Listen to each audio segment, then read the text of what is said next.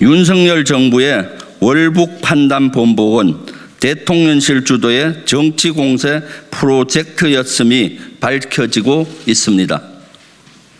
더불어민주당 서해 공무원 사망 사건 TF는 어제 28일 서해 공무원 사망 사건과 관련해 국방부, 합동참모본부, 해양경찰청의 보고를 받고 질의응답을 진행했습니다.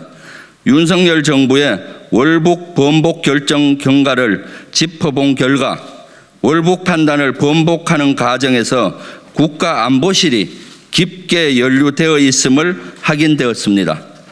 또한 국방부, 합참과 해경에서는 안보실의 조율 아래 이 사건을 월북 조작 프레임으로 몰고 가려 의도적, 조직적으로 국민의 눈과 귀를 가린 채 사실을 호도했다고 보여집니다.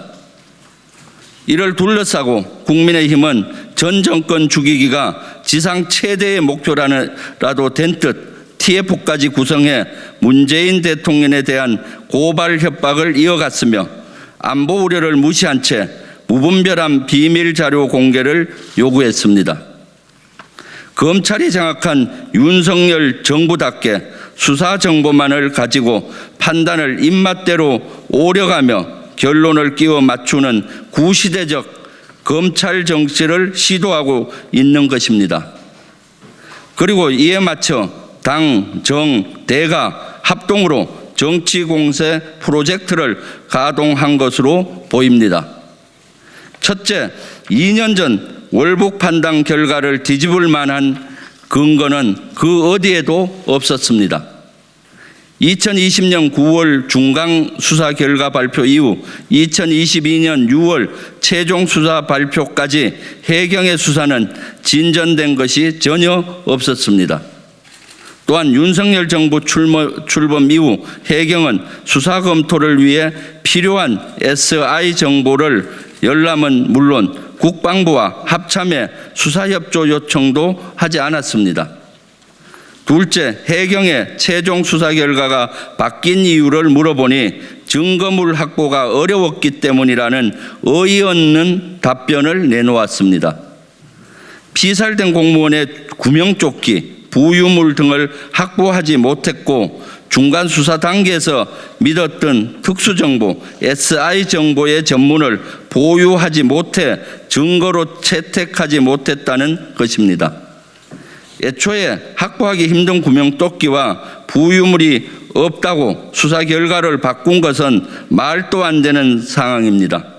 해경과 군의 협조 관계가 원활하지 않아 SI를 보유하지 못해 증거 채택이 어려웠다는 답변도 이해가 가지 않습니다. 셋째, 국방부와 합참의 정보 판단 역시 변한 것이 없습니다. 합참은 최초 월북 판단을 내렸던 그 정보 판단이 맞다고 인정했고 이번 최종 수사 결과 발표 이전에 정보를 재분석하거나 평가한 바는 없는 것으로 밝혀졌습니다. 아무런 재수사나 분석 없이 단순히 결론만을 뒤집었습니다. 윤석열 정부 안보실과 최종 수사 발표를 조율했음을 시인하였으며 이 조율에 따라 국방부와 해경이 월북 번복 문건을 작성하고 합동으로 발표를 한 것으로 판단됩니다. 또한 국민의힘의 주장에도 심각한 오류가 있음을 확인했습니다. 첫째, 문재인 정부 NSC는 국방부의 답변 지침을 하달한 적이 없습니다. 이 자료의 정확한 명칭은 답변 지침이 아니고 NSC 회의 결과와 논의 내용을 부처 간에 공유한 참고 자료일 뿐이라는 것을 확인했습니다. 관계장관들이 참석한 NSC 회의 후 통상적으로 회의 결과를 종합하여 회의 참석자에게 공유하는 언론 피지 성격인 것입니다. 청와대가 지침을 하달해서 월북 사실을 몰아갔다는 것은 음모론에 불과합니다. 특히 이 사건을 월북으로 규정하라고 한 어떠한 청와대 지시나 공문은 없었다고 국방부가 직접 밝혔습니다. 여기서 청와대는 문재인 정부 청와대를 말씀드립니다. 둘째, 국방부는 청와대가 월북몰이를 했다는 주장에 대해 안보실이 월북 프레임을 지시한 적이 없다고 확인하였습니다. 국민의힘은 SI 내 월북이라는 단어가 한 번만 등장했기 때문에 월북 조작이 의심된다고 주장했습니다. 하지만 이번 보고도 중 합참은 무전통신 특성상 월북과 관련된 단어는 반복해서 등장할 수 없으며 월북이라는 단어가 사용된 횟수로 월북 판단을 하지는 않는다고 확인했습니다. 셋째, 국민의힘은 문재인 대통령의 6시간을 운운하며 마치 그동안 아무런 조치가 없었다는 듯 말하는데 이는 군사정보의 기본을 모르고 하는 말입니다. 정보 분석은 단순한 일이 아닙니다. 첩보와 정보의 관계를 보면 점이 첩보라면 모은 점을 연결해서 그림을 그리는 것은 정보입니다. 6시간 동안 점을 모으는 과정이었습니다. 합참 정보본부 역시 월북과 총격, 시신훼손 관련 정보는 다음 날 2020년 9월 23일 새벽이 돼서야 완성됐다고 밝혔습니다. 다시 말해 정보를 판단하여 완성하는 것에는 시간이 소요됩니다. 정보 판단이 완료되기 전에 어떤 조치를 취하는 것은 아주 어렵습니다. 또한 실종 신고 직후 해경과 해군은 20여 척의 선박을 동원해 실종된 공무원을 찾기 위해 지속적인 노력을 했습니다.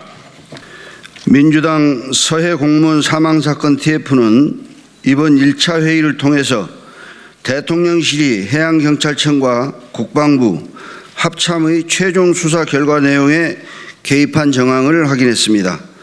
또한 국민의힘의 주장은 사실이 아니며 악의적 왜곡, 과장, 자의적 해석에 근거한 정치 공세에 불과함을 국방부와 합참, 해경의 상세한 보고를 통해서 확인할 수 있었습니다.